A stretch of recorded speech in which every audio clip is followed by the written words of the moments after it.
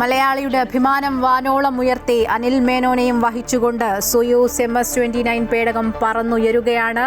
ഇതുവരെയുള്ള എല്ലാ ഘട്ടങ്ങളിലും എഞ്ചിനടക്കം മികച്ച പ്രവർത്തനം കാഴ്ചവെക്കുന്നുവെന്ന് നാസയിലെ ശാസ്ത്രജ്ഞൻ പറയുന്നു. എല്ലാ ഘട്ടവും വിജയകരമായി കൊണ്ട് പേടകം അനിൽ മേനോനെയും ഒപ്പം 2 ശാസ്ത്രജ്ഞരെയും വഹിച്ചുകൊണ്ട് ബഹിരാകാശത്തേക്ക് യാത്ര തുടങ്ങിയിരിക്കുന്നു. മലയാളികൾക്ക് ഏറെ അഭിമാനമുള്ള ഒരു നിമിഷമാണ്. 3.5 കോടി മലയാളികളുടെ അഭിമാനം വാനോളം ഉയർത്തിക്കൊണ്ടാണ് ഈ പേടകം ഇപ്പോൾ പറന്നുയർന്നത്. ലോഞ്ച് പാഡിൽ നിന്നും വളരെ വിജയകരമായി അത് വിക്ഷേപിച്ചിരിക്കുന്നു. 3 ശാസ്ത്രജ്ഞരെയും വഹിച്ചുകൊണ്ട് ആ പേടകം ബഹിരാകാശത്തേക്ക് യാത്ര തിരിച്ചിരിക്കുകയാണ്.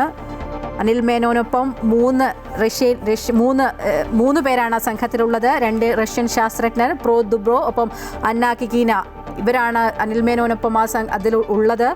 ഭൂമിയിൽ നിന്ന് 400 കിലോമീറ്റർ അകലെയാണ് ബഹിരാകാശ നിലയമുള്ളത്. അവിടേക്കാണ് ഏകദേശം പരിക്രമണ വേഗം മണിക്കൂറിൽ 28,000 കിലോമീറ്ററാണ്. അങ്ങനെ ആ സോയൂസ് MS-29 ഇപ്പോൾ ബഹിരാകാശ നിലയം ലക്ഷ്യമാക്കി പറക്കുകയാണ്. ഇതുവരെയുള്ള എല്ലാം വളരെ വിജയകരമാണ് എന്ന് നാസയിലെ ശാസ്ത്രജ്ഞർ തന്നെ പറയുന്നുണ്ട്.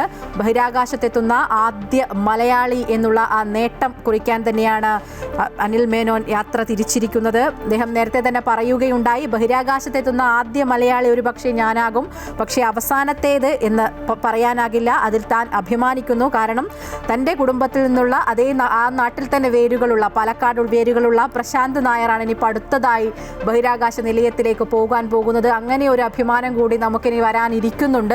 എന്തായാലും ബഹിരാകാശത്തെത്തുന്ന ആദ്യ മലയാളിയായി അഭിമാനമായി അനിൽ മേനോൻ യാത്ര തിരിച്ചിരിക്കുകയാണ്.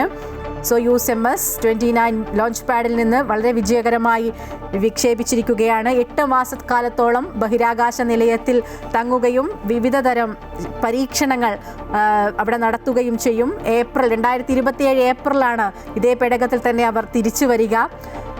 എന്തായാലും 2 റഷ്യൻ സഞ്ചാരികൾക്കൊപ്പം അനിൽ മേനോൻ പോകുമ്പോൾ ഒരുപാട് പേരുടെ പ്രതീക്ഷകളും അഭിമാനവും ഒക്കെ തന്നെയാണ് മലയാളികൾക്കുൾപ്പെടെ ഉള്ളത്. ഒറ്റപ്പാലത്ത് വേരുകളുള്ളതാണ്, US പൗരനാണ്. അദ്ദേഹത്തിൻ്റെ ഭാര്യയും സ്പേസിലെ സയൻറ്റിസ്റ്റാണ്.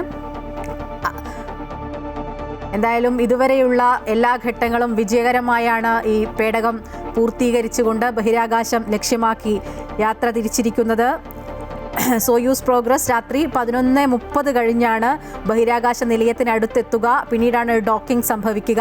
ഒപ്പം നാളെ പുലർച്ചെ ഏകദേശം 1 മണിയോടുകൂടിയാണ് ഹാച്ചിങ്. ഈ ബഹിരാകാശ നിലയത്തിലെ ഡോറ് തുറക്കും.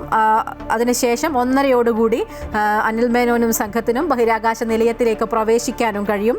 തുടർന്ന് അവരവിടെ എക്സ്പെഡിഷൻ 74 ഒപ്പം 75 ഇതിൻ്റെ ഭാഗമാവുകയും ചെയ്യും. സങ്കീർണമായൊരു പ്രക്രിയയാണ് സ്പേസ് ഡോക്കിംഗ്. നമ്മളിതിനു മുമ്പ് തന്നെ പലതരത്തിലുള്ള ബഹിരാകാശ നിലയങ്ങളിലെ ദൗത്യങ്ങളിലൊക്കെ അതിനെക്കുറിച്ച് പറഞ്ഞതാണ്. ബഹിരാകാശത്ത് ഒരു പേടകത്തിൽ നിന്ന് മറ്റൊന്നിലേക്കോ അല്ലെങ്കിൽ പേടകത്തിൽ നിന്ന് അന്താരാഷ്ട്ര ബഹിരാകാശ നിലയത്തിലേക്കോ ഒക്കെയുള്ളൊരു വാതിലാണ് ഈ ഹാച്ച് എന്ന് പറയുന്നത്. ഡോക്കിംഗ് പൂർത്തിയായതിനു ശേഷമാണ് ഈ ഹാച്ചിങ്ങിൽ ഈ വാതിൽ തുറക്കുക. ആ വാതിൽ തുറന്നു കഴിഞ്ഞാലാണ് ഈ അനിൽ മേനോനും സംഘത്തിനും അതിലേക്ക് പ്രവേശിക്കാനും കഴിയുക. ഒരു ബഹിരാകാശ പേടകങ്ങളോ ഉപഗ്രഹങ്ങളോ പരസ്പരം വളരെ അടുത്ത് വന്ന് ഒരുമിച്ച് ചേരുന്ന ഒരു പ്രക്രിയയാണ് ഈ സ്പേസ് ഡോക്കിംഗ് എന്ന് പറയുന്നത്. ആ ഡോക്കിംഗ് സംഭവിച്ചതിന് ശേഷമാണ് ഹാച്ചിങ് സംഭവിക്കുക. ഹാച്ചിങ് എന്ന് പറയുന്നത് ബഹിരാകാശ നിലയത്തിലേക്കുള്ള ആ വാതിൽ അത് തുറക്കുകയും അതാണ് ഹാച്ചിങ്. അതിനുശേഷമാണ് ഈ സംഘത്തിന് അതിലേക്ക് പ്രവേശിക്കാനും കഴിയുക. എന്തായാലും വളരെ വിജയകരമായി തന്നെ ലോഞ്ച് പാഡിൽ നിന്ന് വിക്ഷേപണം നടത്തി ഈ പേടകം 3 പേരെയും വഹിച്ചുകൊണ്ട് എന്തായാലും ബഹിരാകാശ നിലയം ലക്ഷ്യമാക്കി കുതിക്കുകയാണ്.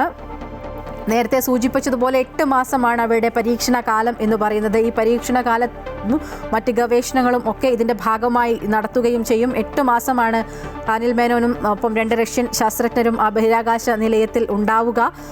അതിൽ പ്രധാനമായും അവർ പഠിക്കുന്നത് ഗുരുത്വാകർഷണമില്ലാത്ത സാഹചര്യത്തിൽ ദീർഘകാലം ഈ മനുഷ്യ ശരീരത്തിൽ അവിടെ നിന്നു കഴിഞ്ഞാൽ മനുഷ്യ ശരീരത്തിൽ ഉണ്ടാകുന്ന മാറ്റങ്ങളെക്കുറിച്ചുള്ള ഗവേഷണങ്ങൾക്കാണ് ഇവർ പ്രധാനമായും നേതൃത്വം നൽകുന്നത്. ഈ മൈക്രോ ഗ്രാവിറ്റിയിൽ അസ്ഥികളുടെ സാന്ദ്രത കുറയുന്നതും പേശികൾ ക്ഷയിക്കുന്നതും എങ്ങനെ തടയാം, അതാണ് ഇവരുടെ പ്രധാന ഗവേഷണം ഗവേഷണ വിഷയം എന്ന് പറയുന്നത്.